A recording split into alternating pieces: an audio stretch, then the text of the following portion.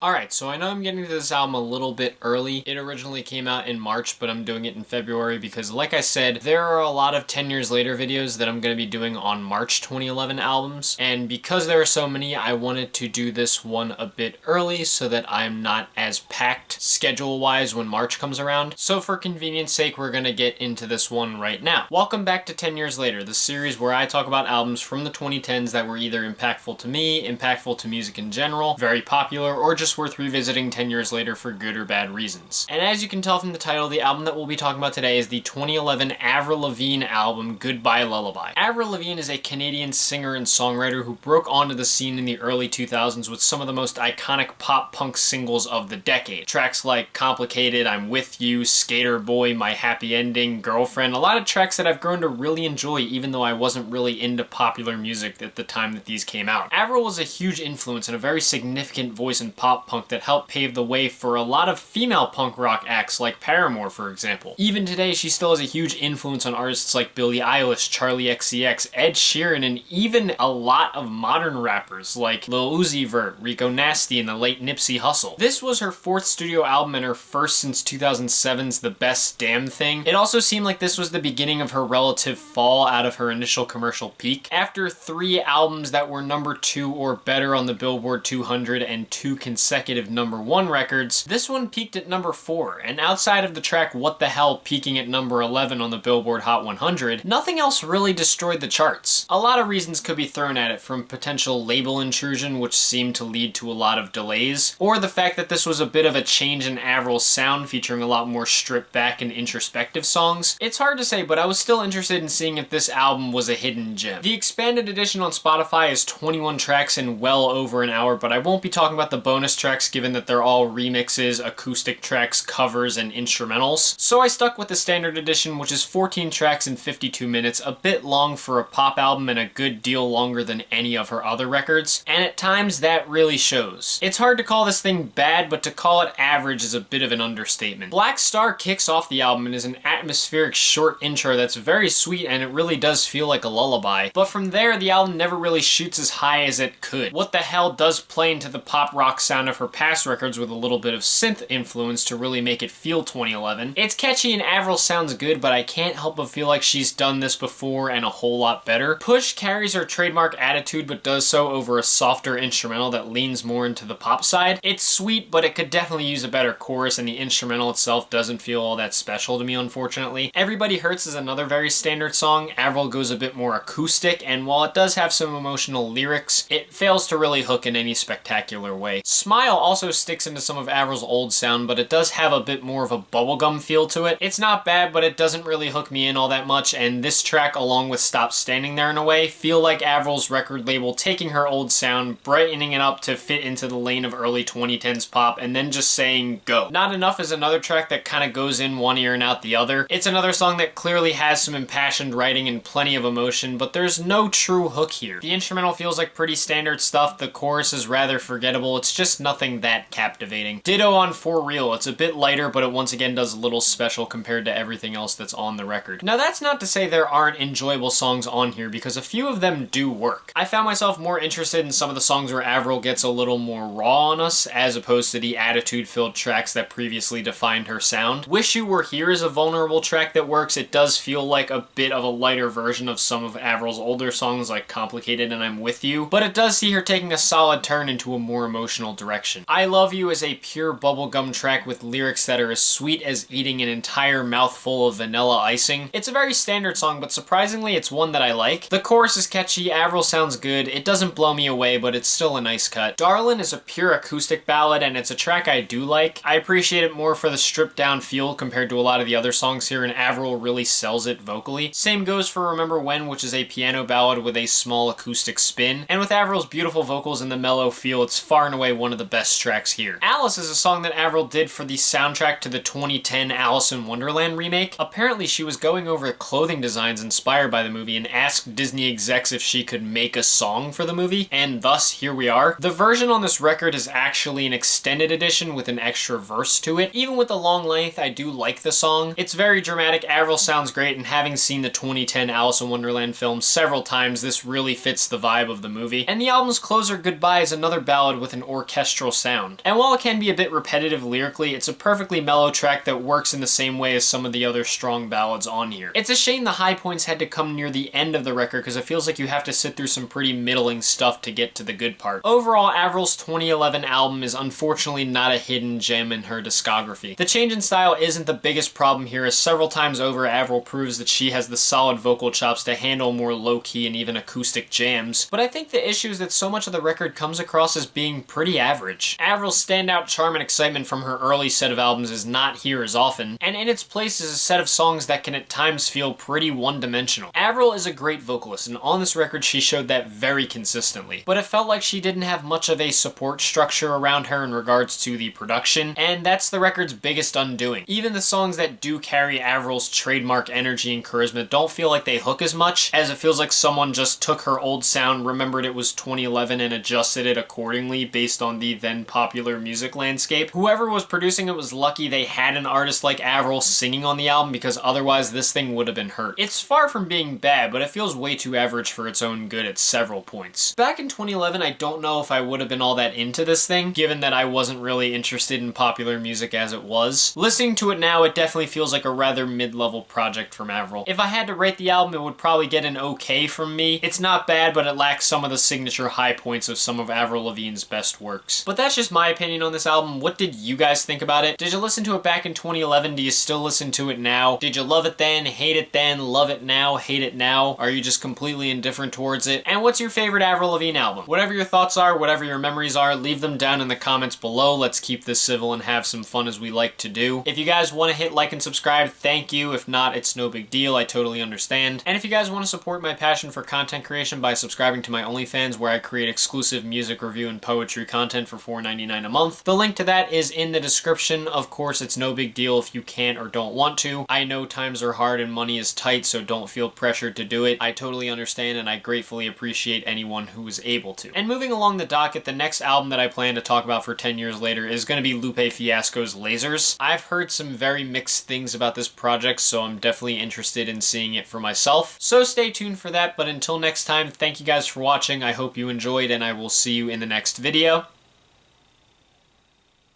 Peace.